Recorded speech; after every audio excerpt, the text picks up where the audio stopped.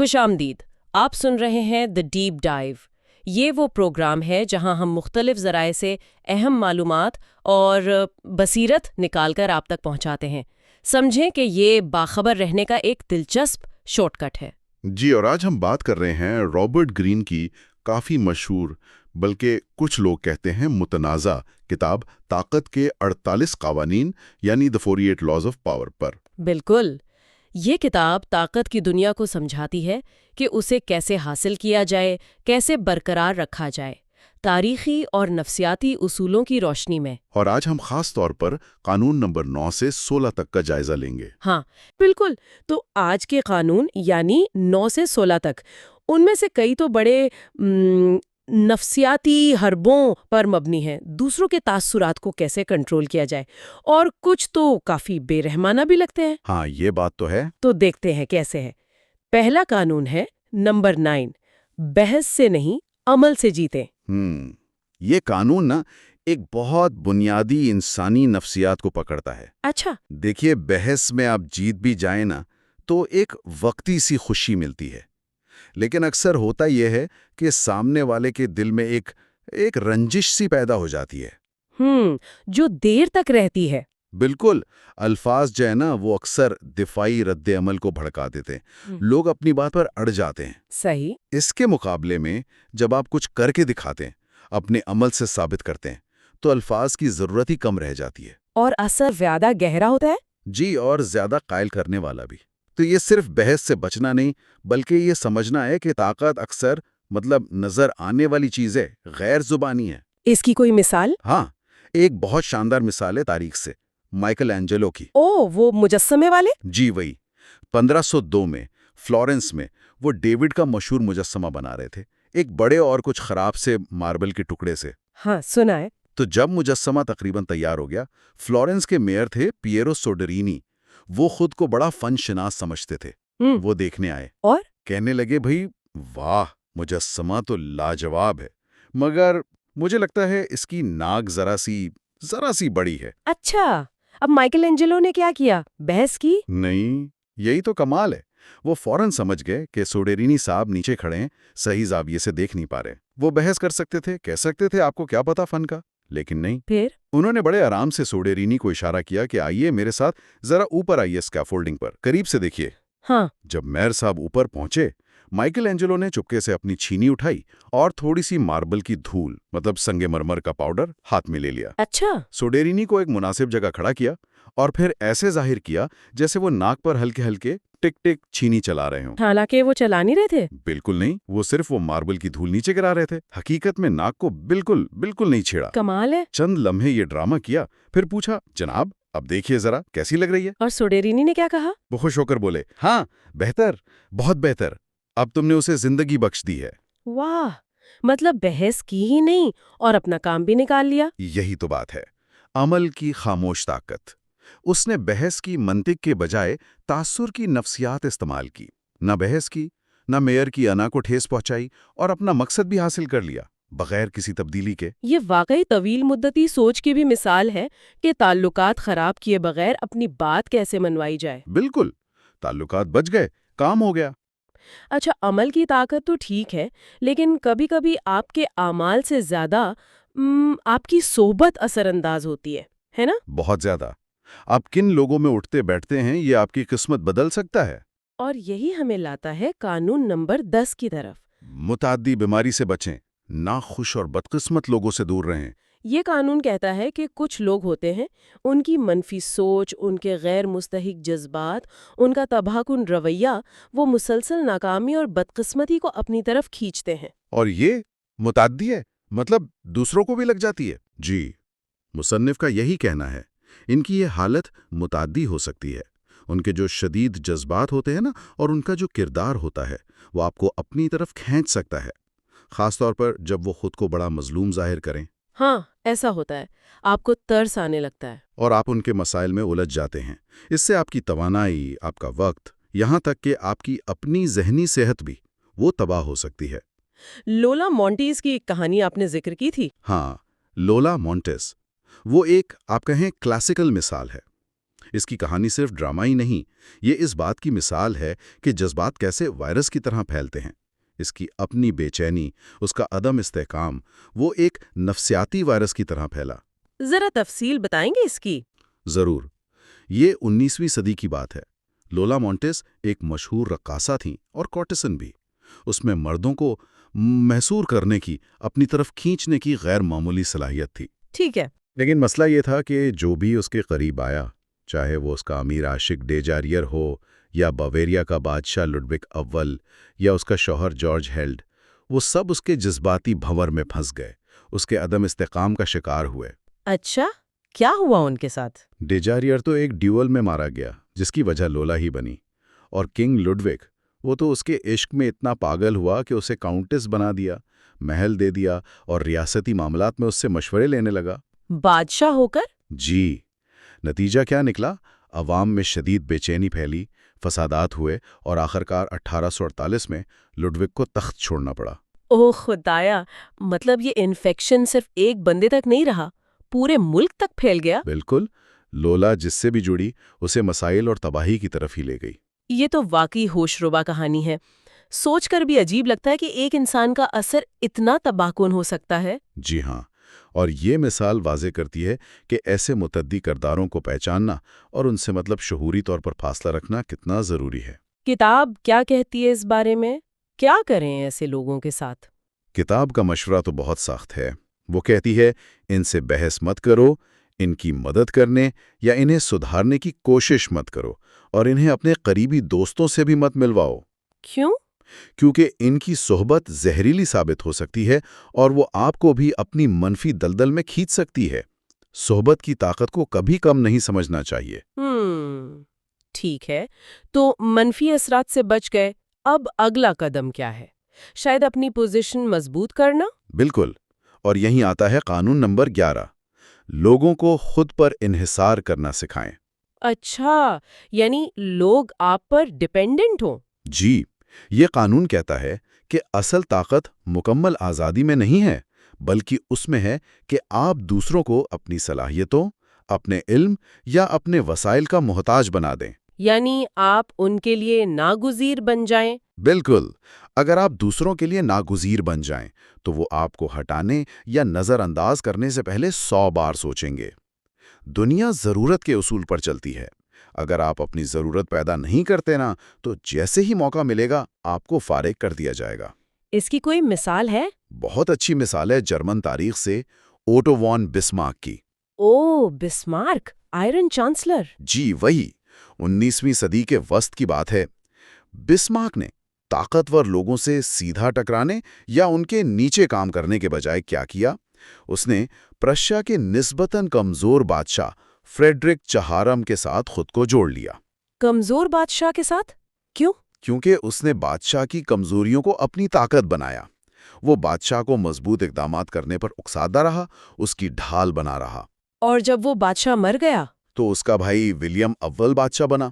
اب ولیم جو تھا نا، وہ بسمارک کو سخت ناپسند کرتا تھا۔ پھر تو بسمارک کا کام ختم ہو گیا ہوگا؟ نہیں، یہی تو بات ہے۔ ولیم کو ریاست کو جو اندرونی اور بیرونی خطرات تھے، ان کے پیش نظر احساس ہوا کہ بسمارک کی سیاسی سمجھ بوجھ، اس کی مضبوطی، اس کے فیصلے کرنے کی صلاحیت، یہ ریاست کے لیے ناگزیر ہیں۔ تو ناپسندیدگی کے باوجود؟ جی، ناپسندیدگی کے باوجود ولیم نے بسمارک کو اپنا چانسلر یعنی پرائم منسٹر بنایا۔ واہ! اور بسمارک اکثر کیا کرتا تھا، اپنی پالیسیاں منوانے کے لیے استعفے کی دھمکی دیتا تھا۔ اچھا؟ ہاں، کیونکہ وہ جانتا تھا کہ بادشاہ اس کے بغیر حکومت نہیں چلا سکتا۔ اور بالآخر بسمارک ہی متحدہ جرمن سلطنت کا اصل طاقتور حکمران بن گیا، جبکہ بادشاہ ولیم اول صرف ایک نام کا سربراہ رہ گیا۔ یعنی انحصار پیدا کرنے کی طاقت؟ بالکل، یہ انحصار جذباتی نہیں تھا، یہ سراسر حکمت عملی تھی۔ بسمارک نے خود کو ریاست چلانے کے لیے لازمی بنا دیا، بادشاہ کی پسند اور ناپسند سے اوپر اٹھ کر۔ مصنف کا کیا کہنا ہے اس پر؟ آپ کو کھونے کے خوف پر کرو۔ طاقت ایک رشتہ ہے، دوسروں کو آپ کی ضرورت کا احساس دلانا آپ کو ایک طرح کی الٹی آزادی دیتا ہے۔ ان کی آپ پر ضرورت آپ کو ان پر اثر انداز ہونے کی طاقت دیتی ہے۔ یہ بہت دلچسپ نکتہ ہے۔ اچھا، انحصار پیدا کرنے کے لیے تو اعتماد چاہیے ہوتا ہے، لیکن کیا ہو اگر اسی اعتماد کو ہتھیار بنا لیا جائے؟ ہم یہ ہمیں لے جاتا ہے قانون نمبر 12 کی طرف۔ کیا ہے وہ؟ اپنے شکار کو غیر مسلح کرنے کے لیے منتخب ایمانداری اور سخاوت کا استعمال کریں۔ منتخب ایمانداری مطلب؟ مطلب یہ کہ ایک بر وقت ایک ایسا عمل جو بڑا مخلصانہ لگے، چاہے وہ ایمانداری کا مظاہرہ ہو یا سخاوت کا، وہ آپ کے درجنوں بے ایمانی والے کاموں پر پردہ ڈال سکتا ہے۔ اوہ! پہلا تاثر، فرسٹ امپریشن، بہت اہم ہوتا ہے۔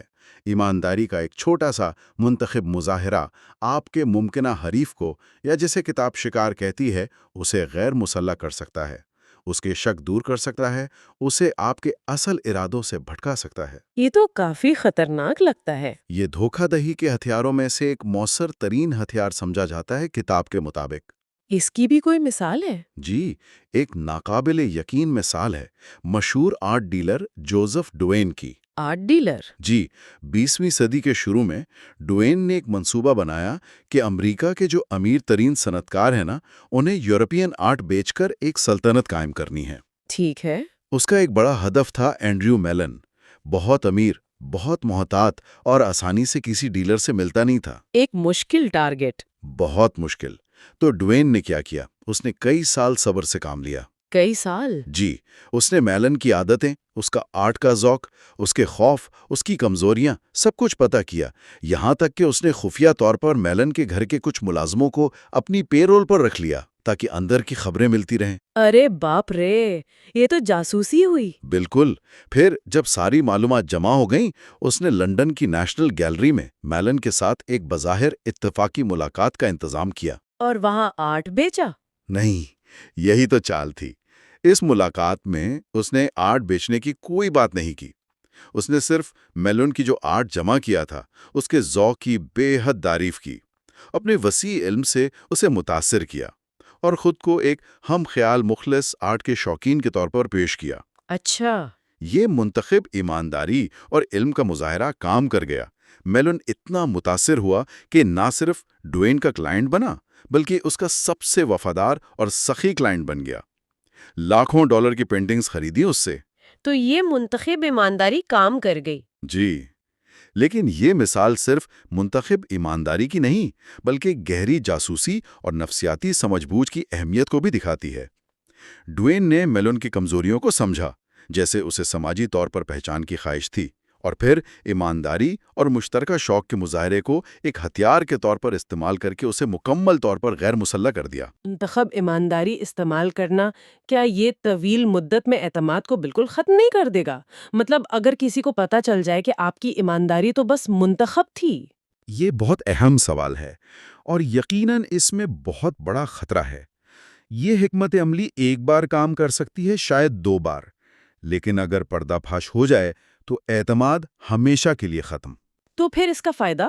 رابرٹ گرین کا نقطہ نظر شاید یہ ہے کہ طاقت کے کھیل میں کبھی کبھی فوری مقصد حاصل کرنا طویل مدتی خطرات سے زیادہ اہم سمجھا جاتا ہے، لیکن ہاں، اس کے اخلاقی پہلو اور عملی خطرات وہ بالکل واضح ہیں۔ سمجھ گئی۔ اچھا، اب ایمانداری اور سخاوت سے ہٹ کر بات کرتے ہیں۔ اگر آپ کو کسی سے مدد چاہیے ہو تو قانون نمبر 13 کچھ کہتا ہے اس بارے میں؟ جی، قانون نمبر 13 کہتا ہے، مدد مانگتے وقت لوگوں کی ذاتی دلچسپی سے اپیل کریں، نہ کہ ان کی رحم دلی یا احسان مندی سے۔ اچھا، رحم دلی یا شکر گزاری سے نہیں؟ نہیں، یہ قانون بھی انسانی نفسیات کی گہری سمجھ پر مبنی ہے۔ لوگ فطرتاً اپنی ذات اور اپنے فائدے میں زیادہ دلچسپی رکھتے ہیں۔ یہ تو ہے۔ تو جب آپ کسی سے مدد مانگتے ہیں اور ماضی کے احسانات کا حوالہ دیتے ہیں یا رحم دلی کی اپیل کرتے ہیں، تو اکثر لوگ اسے ایک بوجھ سمجھتے ہیں یا شرمندہ ہو جاتے ہیں، اور یہ ہمیشہ کام نہیں کرتا۔ احسان مندی ایک بوجھ ہے۔ جی، کتاب کہتی ہے لوگ اس سے جلد از جلد چھٹکارا پانا چاہتے ہیں۔ تو پھر عملی طور پر کیا کرنا چاہیے؟ عملی مطلب یہ ہے کہ جب آپ کسی سے مدد مانگے تو یہ واضح کریں کہ آپ کی مدد کرنے میں ان کا اپنا کیا فائدہ ہے۔ مثال کے طور پر اگر آپ کو دفتر میں کسی ساتھی سے مدد چاہیے تو یہ کہنے کے بجائے کہ میرا کام بہت زیادہ ہے، پلیز میری مدد کرو، آپ یہ کہہ سکتے ہیں کہ اگر ہم یہ پروجیکٹ مل کر جلدی ختم کر لیں تو ہم دونوں مینجمنٹ کی نظر میں اچھے آئیں گے اور شاید ہمیں مستقبل میں بہتر پروجیکٹس ملیں۔ اچھا، یعنی آپ نے ان کے فائدے کو اپیل کی۔ بالکل، آپ کو ان کے محرکات کو سمجھنا ہوگا۔ انہیں کیا چاہیے؟ پیسہ، پہچان، کم کام یا کچھ اور؟ پھر اپنی درخواست کو ان کی خواہشات کے مطابق ڈھالیں۔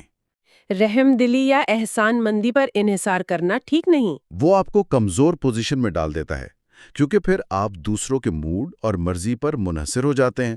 لیکن جب آپ ان کے ذاتی مفاد کو نشانہ بناتے ہیں تو آپ ایک زیادہ ٹھوس بنیاد پر بات کر رہے ہوتے ہیں۔ ٹھیک ہے، یہ تو ہوئی مدد مانگنے کی بات، لیکن اگر معاملہ دشمنی کا ہو، یہاں تو رابرٹ گرین کا مشورہ بہت سخت سنا ہے، قانون نمبر 15۔ ہاں، یہ شاید کتاب کے سب سے بے رحم قوانین میں سے ایک ہے۔ اپنے دشمن کو مکمل طور پر کچل دیں۔ مکمل طور پر؟ جی، اس کا بنیادی نقطہ یہ ہے کہ طاقت کے کھیل میں آدھے ادھورے کام بہت خطرناک ہوتے ہیں۔ اگر آپ کسی دشمن کو شکست دیں لیکن اسے پوری طرح ختم نہ کریں تو وہ صحت یاب ہو کر طاقت جمع کر کے بدلہ لینے کے لیے واپس آئے گا۔ کتاب کہتی ہے اگر ایک چنگاری بھی باقی رہ گئی تو وہ دوبارہ آگ بھڑکا سکتی ہے۔ مصالحت کی کوئی گنجائش نہیں؟ اس قانون کے مطابق نہیں، صرف ایک فریق جیت سکتا ہے اور اسے مکمل طور پر جیتنا چاہیے۔ رحم دلی کو اکثر کمزوری سمجھا جاتا ہے، جو دشمن کے خوف اور نفرت کو کم نہیں کرتی بلکہ بڑھا دیتی ہے۔ یہ تو بہت سخت بات ہے۔ جی، طاقت کے کھیل میں رحم دلی کی گنجائش نہیں۔ اس قانون کے مطابق دشمن کو جڑ سے اکھاڑ پھینکنا چاہیے۔ اور یہ خاص طور پر سابق دوستوں پر لاگو ہوتا ہے جو دشمن بن جائیں؟ ہاں، کتاب اس پر خاص طور پر زور دیتی ہے کیونکہ وہ آپ کی کمزوریوں سے واقف ہوتے ہیں، ان کی نفرت زیادہ شدید ہوتی ہے اور وہ زیادہ خطرناک ثابت ہو سکتے ہیں۔ اس کی کوئی مثال؟ قدیم چین میں شینگ یو اور لیو بینگ کی دشمنی اس کی ایک المناک مثال ہے۔ اچھا، کیا ہوا تھا؟ شینگ یو ایک بہت طاقتور جنگجو تھا، لیکن اس میں تھوڑی رحم دلی تھی۔ اس کا مشیر تھا فان زینگ۔ اس نے اسے بار بار کہا کہ اپنے حریف لیو بینگ کو، جو بہت چالاک اور بڑا مہتواکانکشی تھا، اسے مکمل طور پر ختم کر دو۔ اور شینگ یو نے نہیں کیا؟ نہیں کیا۔ ایک مشہور ضیافت تھی، وہاں فانزنگ نے لیو بینگ کو قتل کرنے کا پورا منصوبہ بنایا۔ شیانگ یو کو اشارے بھی کیے، لیکن شیانگ یو ہچکچاتا رہا، موقع ضائع کر دیا۔ اور یہ پہلی بار نہیں تھا؟ نہیں، کئی بار شیانگ یو نے لیو بینگ کو شکست دینے کے بعد بھی اسے جانے دیا، شاید رحم دلی میں یا اپنی بڑائی کے زوم میں۔ لیکن لیو بینگ نے اسے کیسے لیا؟ لیو بینگ نے اس رحم دلی کو کبھی قبول نہیں کیا۔ اس نے اسے اپنی توہین سمجھا اور بدلے کا منصوبہ بناتا رہا۔ اور آخر میں قسمت پلٹی۔ لیو بینگ نے اپنی طاقت بڑھائی، اتحادی بنائے اور شیانگ یو کو گھیر لیا۔ اب لیو بینگ نے کیا کیا؟ اب لیو بینگ نے کوئی رحم نہیں دکھایا۔ اس نے شیانگ یو کی فوج کو مکمل طور پر تباہ کر دیا، اسے ہر طرف سے مایوس کیا، یہاں تک کہ شیانگ یو کو خودکشی کرنی پڑی۔ اوہ! لیو بینگ نے سبق اچھی طرح سیکھا تھا، دشمن کو مکمل کچل دو، اور اسی بے رحمی کی بنیاد پر وہ چین کا پہلا ہان شہنشاہ بنا۔ یہ قانون سن کر واقعی تھوڑی بے چینی سی ہوتی ہے۔ طاقت کی دنیا تو بہت بے رحم لگتی ہے۔ یقیناً، یہ قوانین وضاحت کرتے ہیں کہ طاقت کیسے کام کرتی ہے۔ یہ ضروری نہیں کہ یہ اخلاقی طور پر درست ہوں۔ یہ سمجھنا اہم ہے کہ یہ وہ حکمت عملیہ ہیں جو تاریخ میں استعمال ہوتی رہی ہیں۔ ٹھیک ہے، دشمنوں سے نمٹ لیا، اب اپنی عزت اور وقار کیسے بڑھایا جائے؟ یہ آخری قانون ہے آج کا، نمبر 16۔ جی، قانون نمبر 16، عزت اور احترام بڑھانے کے لیے غیر موجودگی کا استعمال کریں۔ Use absence to increase respect and honour. غیر موجودگی مطلب کم نظر آنا؟ بالکل، یہ قانون سپلائی اور ڈیمانڈ کے اصول پر مبنی ہے۔ جو چیز ہر وقت دستیاب ہوتی ہے اس کی قدر کم ہو جاتی ہے۔ جیسے سونا کم ہے تو قیمتی ہے، لوہا زیادہ ہے تو سستا۔ بالکل ویسی ہی بات ہے۔ اگر آپ ہر وقت ہر کسی کے لیے دستیاب رہیں گے، ہر جگہ موجود ہوں گے، تو لوگ آپ کو معمولی سمجھنے لگیں گے، آپ کی قدر نہیں کریں گے۔ تو کیا کریں؟ کبھی کبھار غیر حاضر ہونا، اپنی موجودگی کو کم کرنا، اس سے آپ کے گرد ایک پراسراریت کا، ایک مسٹری کا حالہ بن سکتا ہے۔ لوگ آپ کے بارے میں سوچیں گے، بات کریں گے، اور نتیجتاً آپ کی عزت اور قدر میں اضافہ ہو سکتا ہے۔ اس کی کوئی مثال ہے؟ شطرنج کے کھیل سے متعلق کچھ سنا تھا میں نے۔ ہاں، بالکل۔ 1972 کی مشہور عالمی شطرنج چیمپئن شپ امریکی بابی فشر اور روسی بورس اسپاسکی کے درمیان۔ جی، کیا ہوا تھا اس میں؟ فشر میچ کے لیے دیر سے پہنچا، پھر اس نے میچ کے حالات پر لامتناہی شکایات شروع کر دیں، کیمرے، روشنی، شور، یہاں تک کہ کرسیاں۔ اچھا۔ اس نے دوسرا گیم کھیلنے سے ہی انکار کر دیا اور اسے ہارا ہوا قرار دے دیا گیا۔ یہ سب جان بوجھ کر؟ لگتا تو یہی ہے۔ یہ غیر متوقع، غیر حاضر اور بظاہر غیر منطقی رویہ دفاعی چیمپئن اسپاسکی کے لیے انتہائی پریشان کن تھا۔ وہ سمجھ ہی نہیں پا رہا تھا کہ فشر کر کیا رہا ہے۔ کیا وہ واقعی پریشان ہے یا یہ کوئی چال ہے؟ اس غیر یقینی صورتحال نے اسپاسکی پر اثر ڈالا ہوگا؟ بہت زیادہ۔ اس نے اسپاسکی کو نفسیاتی طور پر کمزور کر دیا۔ اور جب فشر کھیلنے پر راضی ہوا تو اس نے ایسی چالیں چلنا شروع کر دیں جو اس کے ماضی کے انداز سے بالکل مختلف تھیں۔ اسپاسکی، جو اپنے مخالفین کی حکمت عملی کا تجزیہ کرنے میں ماہر تھا، وہ فشر کے ارادوں کو سمجھنے میں ناکام رہا۔ تو فشر کی یہ غیر موجودگی، کبھی جسمانی کبھی حکمت عملی کی، جی، اور اس کی یہ پراسراریت، اس نے اسپاسکی کا ذہنی توازن بگاڑ دیا اور آخرکار اسپاسکی نے ہمت ہار دی اور فشر عالمی چیمپئن بن گیا۔ واہ! یعنی اس نے اپنی غیر موجودگی کو ایک نفسیاتی ہتھیار بنایا۔ بالکل۔ اس نے اسپاسکی کو قیاس آرائیوں اور غیر یقینی صورتحال میں الجھا کر غیر مستحکم کر دیا۔ یہ دکھاتا ہے کہ کیسے اپنی موجودگی کو شعوری طور پر کنٹرول کر کے اور کبھی کبھار منظر سے غائب ہو کر آپ نہ صرف اپنی قدر بڑھا سکتے ہیں بلکہ دوسروں پر اپنا نفسیاتی اثر و رسوخ بھی قائم کر سکتے ہیں۔ تو یہ تھے رابرٹ گرین کی کتاب طاقت کے 48 قانون میں سے قانون 9 سے 16 تک سوائے قانون 14 کے۔ عمل کی طاقت، منفی صحبت سے گریز، انحصار پیدا کرنا، منتخب ایمانداری، ذاتی مفاد کو اپیل کرنا، دشمن کو کچلنا اور غیر موجودگی سے وقار بڑھانا۔ واقعی طاقت کے کھیل کے بہت پیچیدہ اور اکثر تاریک پہلو ہیں۔ جی، یہ قوانین بلا شبہ طاقت کی حرکیات کو سمجھنے میں مدد دیتے ہیں، چاہے کوئی انہیں استعمال کرنا چاہتا ہو یا صرف ان سے بچنا چاہتا ہو۔ ان کے پیچھے جو نفسیات ہے، جو تاریخی مثالیں ہیں، وہ ہمیں انسانی رویے اور سماجی تعلقات کے بارے میں بہت کچھ سکھاتی ہیں۔ آخر میں آپ سامعین کے لیے کوئی سوال چھوڑنا چاہیں گے؟ ہاں، ایک سوال جو سوچنے پر مجبور کرتا ہے۔ آج کی دنیا میں جہاں معلومات ہر طرف ہیں، ان قوانین کو پہچاننا کیوں ضروری ہے؟ چاہے آپ انہیں خود استعمال نہ بھی کریں، اس پر غور کیجیے گا۔ بہت اہم سوال ہے۔ اگر آپ کو ہماری یہ گفتگو اور یہ تجزیہ پسند آیا ہے اور آپ اس طرح کے موضوعات میں مزید گہرائی میں جانا چاہتے ہیں تو ہمارے چینل کو لائک اور سبسکرائب کرنا نہ بھولیں۔ آپ کے تاثرات ہمارے لیے بہت قیمتی ہیں۔ آج کا ہمارا سیشن یہیں اختتام پذیر ہوتا ہے۔ اگلے سیشن میں ہم طاقت کے 48 قانونوں کے مزید قوانین پر بات کریں گے۔ تب تک کے لیے اپنا خیال رکھیے گا۔ اللہ حافظ۔